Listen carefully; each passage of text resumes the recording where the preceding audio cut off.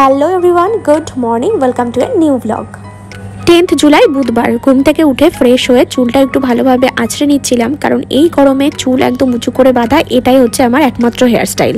আজকেও খুব ছোট আর খুব সিম্পল একটা ব্লগ তোমাদের সাথে শেয়ার করছি, যেখানে তোমরা দেখতে পারবে আমার সারাদিনের ছোটোখাটো টুকটাক কাজকর্মগুলো। সারাদিনটা একা একা কিভাবে কাটালাম, তো চলো সেটাই আজকে তোমাদের সাথে শেয়ার করে নিই। এত গরমের মধ্যে সকালবেলা একটু ঘুম থেকে উঠে ডিটক্স ওয়াটার খেলে তো খুবই ভালো হয়, কিন্তু রাতের বেলা বানিয়ে রাখতেই ভুলে যাই। তবে আগের দিন রাতের বেলা এই ব্ল্যাক কিশমিশগুলো এক গ্লাস জলে ভিজিয়ে রেখেছিলাম, তো সেটাই সকালবেলা উঠে খেয়ে নিচ্ছি। কথায় আছে না, খালি পেটে জল আর ভরা পেটে ফল, এটা কথার কথা নয়, এটা একদমই সত্যি কথা। আগের দিন মেলা থেকে যেই টগর গাছটা কিনেছিলাম, সেখানে ছোট ছোট কয়েকটা ফুলও ফুটেছে, আর এদিকে নয়নতারা ফুল ফুটেছে, তো সেখান থেকে কয়েকটা ফুল পুজোর জন্য তুলে রাখলাম।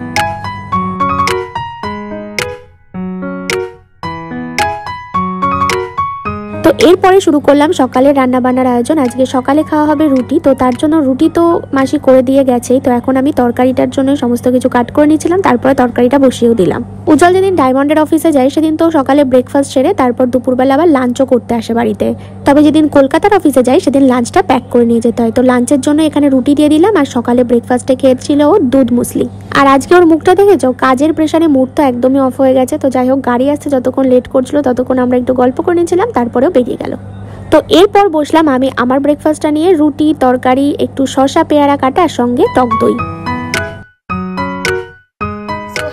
Good afternoon. আবার অনেকক্ষণ বাদে ক্যামেরাটা অন করলাম। অ্যাকচুয়ালি সকালে খেয়ে দিয়ে তারপর একটু শুয়ে বসে থাকতে থাকতে ঘুমিয়ে পড়েছিলাম। তারপরে ঘুম থেকে উঠে দেখি অনেকটাই লেট হয়ে গেছে। অবশ্য আজকে ভেবেই রেখেছিলাম যে দুপুরে সেরকম কিছু রান্না বান্না করবো না, কারণ উজ্জ্বল দুপুরে আজকে খেতে আসবে না। তো অনেকটাই যেহেতু লেট হয়ে গেছে, তাড়াতাড়ি করে স্নান পুজোটাও সেরে নিলাম। এখন খাবারটাও বসিয়ে দিয়েছি। তো আমি এদিকে একার মতো একটু ডালিয়া বসিয়ে দিয়েছিলাম, আর এখন একটু ডালিয়া আর ডিম ভাজা করে এটাই খেয়ে নেবো।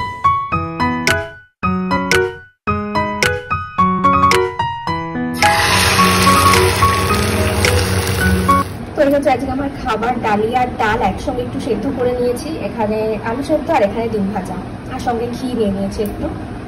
একঘেয়ে রকম ডালিয়ার খিচুড়ি খাওয়ার থেকে চালের ডালের সেদ্ধ, এই ডালিয়াটা খেতে, মানে চালের ডালে মানে ওই যে মানে ডালিয়া আর ডাল, মুসুর ডাল বিশেষ করে সেদ্ধ, এই জিনিসটা খেতে যেন বেশি ভালো লাগছে।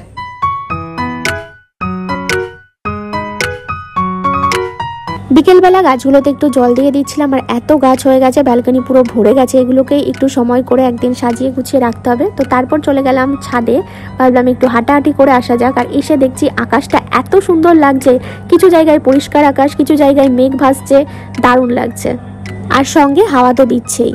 ছাদে আসলেই ছাদ থেকেই তো সানসেটটা খুব সুন্দরভাবে দেখা যায়, কিন্তু আজকে অনেকটাই লেট করে এসেছি, যার কারণে সানসেট হয়ে গেছে। কিন্তু তারপর যে গোধূলি রঙে আকাশটা রাঙিয়ে রয়েছে, এটাও ভীষণ সুন্দর লাগছে। রাত 8টা সাড়ে 8টা নাগাদ ও ফিরল অফিস থেকে। আর আসার সময় দেখছি অনেক খাবার দাবারও আজকে নিয়ে এসেছে, পুরো এক প্লাস্টিক ভর্তি। আর তারপর আমি এদিকে ওর প্রিয় মুড়ি মাখা করে দিলাম, আর ভাবলাম যে একটা মুভি দেখবো। তো ইউটিউব চালাতেই দেখি কালকি বলে যে এই মুভিটা, ওটা দিয়ে দিয়েছে ইউটিউবে। তো আনন্দ সহকারে তো সেটাই খুললাম। তারপর দেখছি যে এত বাজে পিকচার আর সাউন্ড কোয়ালিটি যে কিছুই বুঝতে পারছিলাম না। শেষমেশ বিজয়া বলে যে এই ওয়েব সিরিজটা নতুন বেরিয়েছে, সেটাই দেখতে শুরু করলাম। তবে চিকেন মাটন কোনো বিরিয়ানি না, এটা হচ্ছে ভেজ বিরিয়ানি, যেটা আমি প্রথমবার খাবো। ওখানে নাকি খুব ভালো বানায়, তো ও আগে খেয়েছিল, তো ওর খুব ভালো লেগেছে, তাই আজকে নিয়ে এসেছে। দুটো হচ্ছে এখানে ভেজ বিরিয়ানি আছে, এখানে দেখছি পনির টনিরও দেওয়া আছে, আর সাথে করে এটা কি, এটা পনিরের একটা প্রিপারেশন, আর এটা হচ্ছে চানা টানা দেওয়া আছে দেখছি। তো দেখা যাক, খেয়ে দেখা যাক কেমন হয়। তো ভেজ বিরিয়ানি আমি প্রথমবার খাচ্ছি, আগে কখনো ভেজ বিরিয়ানি খাইনি। উজ্জ্বল আগে একবার অবশ্য বাড়িতে বানিয়েছিল, সেই টেস্টটা তো পুরো আলাদা, আর এই টেস্টটাও মানে খুবই ভালো। এটার সাথে যেই চানাটা আর পনিরটা, দুটোর টেস্টই ভীষণই ভালোই লাগছে আমার। তো চলো আজকে ডিনার শেষ করার সাথে সাথে এই ব্লগটাও শেষ করে দিচ্ছি। কেমন লাগলো অবশ্যই কমেন্ট করে জানিও, ভালো লাগলে একটা লাইক করে দিও। দেখা হচ্ছে খুব শিগগিরই একটা নতুন ব্লগ নিয়ে, ততক্ষণের জন্য টাটা, গুড নাইট। আর শেষ পর্যন্ত দেখার জন্য থ্যাঙ্কস ফর ওয়াচিং।